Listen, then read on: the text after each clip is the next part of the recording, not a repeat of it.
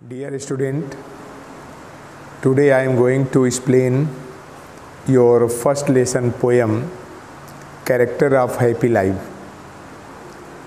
प्यारे बच्चों, आज मैं आपको आपकी पहली कविता टेक्स्ट बुक की कैरेक्टर ऑफ हैप्पी लाइफ को एक्सप्लेन करने जा रहा हूँ।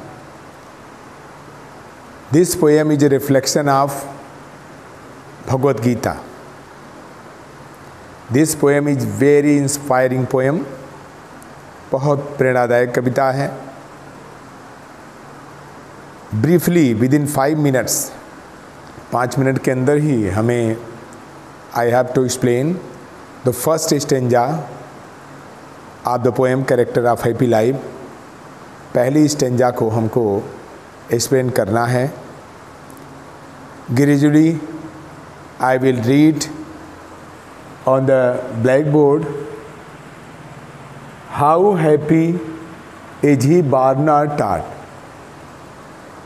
This poem is composed by Sir Henry Wotton.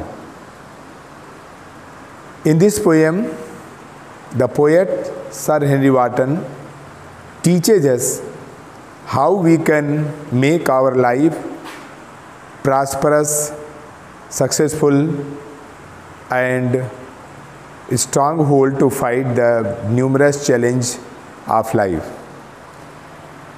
कवि के अनुसार हाउ हैप्पी एडजेक्टिव है। इसका मतलब कि एक एक्सप्लेनेटरी सेंटेंस के रूप में भाव दे रहा है।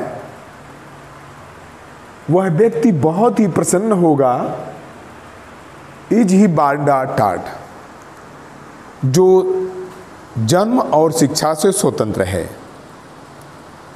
वही व्यक्ति वास्तविक रूप से प्रसन्न होगा। उसी को हम वास्तविक रूप से प्रसन्न कह सकते हैं जो जन्म और शिक्षा से स्वतंत्र है, अर्थात जो स्वतंत्र वातावरण में जन्म लिया है, स्वतंत्रता के वातावरण में जन्म लिया है, स्वतंत्र रूप से जन्म लिया है और शिक्षा भी स्वतंत्र रूप से प्राप्त किया है। दैट सर्थ नॉट एंडर्स विल, प्रसन्नचित्त व्यक्ति वही होता है जो दूसरों की इच्छा पर डिपेंड नहीं रहता, निर्भर नहीं रहता, जो दूसरों की इच्छा पर कोई कार्य नहीं करता, अर्थात वह अपनी इच्छा के अनुसार कार्य करता है।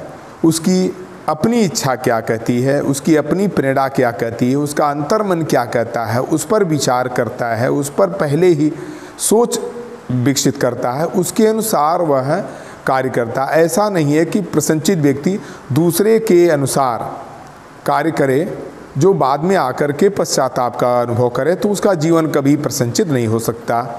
इसलिए दैट सर्थ नॉट, सर्थ माने सेवा करना, नॉट एंडर्स विल यानी दूसरे के इच्छा अनुसार, विल माने इच्छा, दूसरों की इच्छा के अनुसार कोई कार्य नहीं करता, दूसरों की इच्छा के अनुसार कोई सेवा नहीं करता। अब इस 2 लाइन को हम इंग्लिश में एक्सप्लेन करेंगे। हाउ हैप्पी जी बार not taught, a real happy man is one who is born and educated in free atmosphere, in free condition. A real happy man never follow blindly the will of other person. He always depend on his own conscience. He always develop his own willpower. He not motivated by others' will. अगला है whose armor is his honest thought. Armour मने कवच।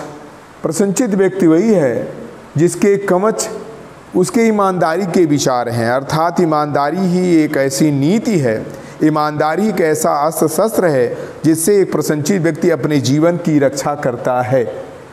Simple truth is utmost skill, साधारण सत्य उसकी सर्वश्रेष्ठ चतुराई, utmost skill सर्वश्रेष्ठ चतुराई उसके जीवन की साधारण सत्य के समान योग्यता है, उसके जीवन की सर्वोच्च योग्यता के समान होती है, अर्थात जीवन की दृढ़ता, ये गुण उसके जीवन में साधारण सत्य के समान प्रदर्शित होते हैं।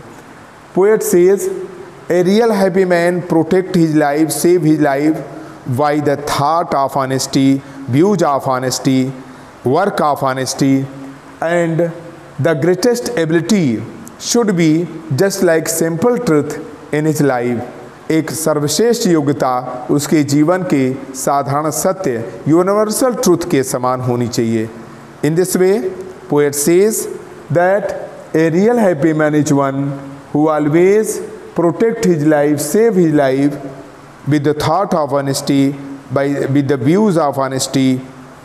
A real happy man always follow, always adopt the universal truth as the greatest ability in his life. Thank you.